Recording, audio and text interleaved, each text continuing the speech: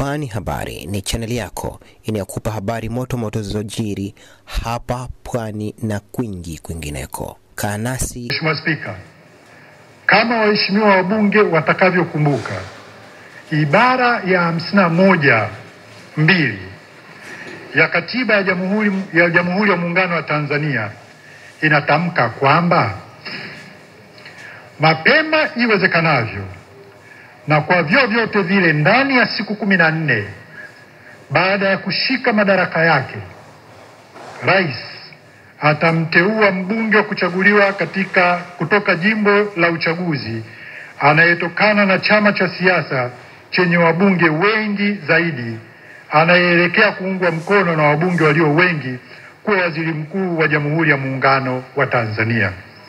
Naye hatashika madaraka hayo mpaka kwanza uteuzi wake uwe umethibitishwa na bunge kwa azimio litakaloungwa mkono na kura za wabunge walio wengi.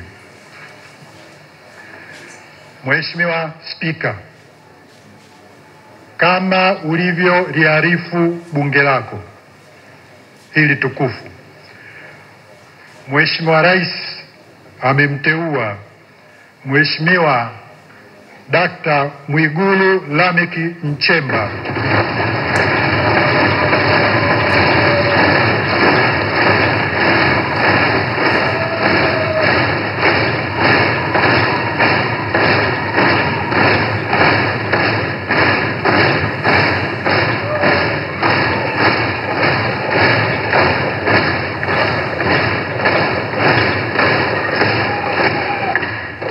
Mheshimiwa Rais amemteua Mheshimiwa Dr. Mwigulu Lameck Nchemba kuwa waziri mkuu wa Jamhuri ya Muungano wa Tanzania.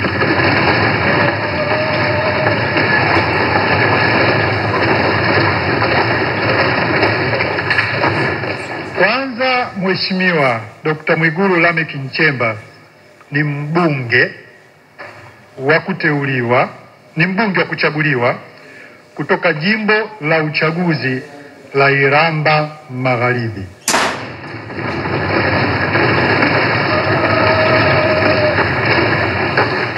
Pili, Mheshimiwa Dr. Mwigulu Lameck Nchemba anatoka Chama cha Mapinduzi